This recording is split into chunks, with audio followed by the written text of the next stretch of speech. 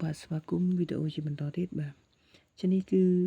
2016ជាមួយនឹង1លើ1បូកនឹង3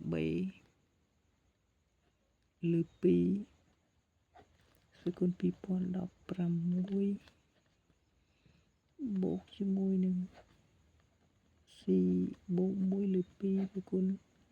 2016ធំជាងឬស្មើបាទខ្ញុំសុំសេដាក់នេះណាវាយើងមើលបន្តិចនេះ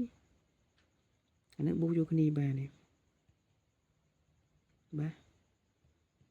បូកយកគ្នាបានទេបាទជាយើងយកបូកយកគ្នាទៅ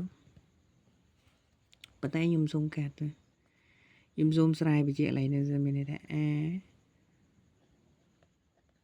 ស្វ័យគុណ1008បូកជាមួយនឹង b ស្វ័យគុណ1008នេះបូកជាមួយ c 1008នេះបាទខ្ញុំយកអាហ្នឹងមកដោះស្រាយបញ្ជាក់តែមិនសមពីកូស៊ី3តួនេះគឺ3បូកនឹង3បូកជាមួយ c គុណ3ធំជាងឬស្មើអីគ្នា3បាទឬ a b c ក្តោបស្វ័យគុណ1008តែគ្នាយើងមើលនេះវាយើងមើលសមត្ថកម្មដែលគេឲ្យមកគឺ a b c ស្មើ1នេះបាទអញ្ចឹងយើងកន្លែងនេះយើងជំនួសឲ្យលេខម៉ានលេខ1នេះជំនួសលេខ1នេះ a b c ហ្នឹងស្មើ1ជំនួសលេខ1អញ្ចឹងវិសមភាពនេះគឺ3មែនទេនេះអាវិសមអានេះមកកតានេះវាធំជាងឬស្មើ3តោះនេះយល់ទេអញ្ចឹងកន្លែងខ្ញុំជំនួសលេខ3បានទេបានអញ្ចឹងគេបាន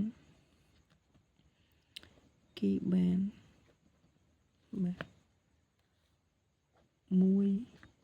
លើ1បូក a លើ2ស្មើ2016បូកនឹង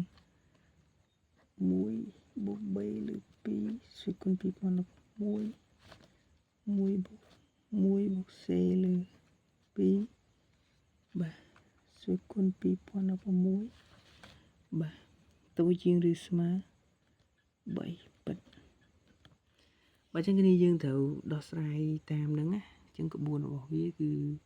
គេធ្វើមួយកលៈទៅមួយកលៈនិយាយរួមគេមានល្បិចអញ្ចឹងយើងសាកទាយសាកអី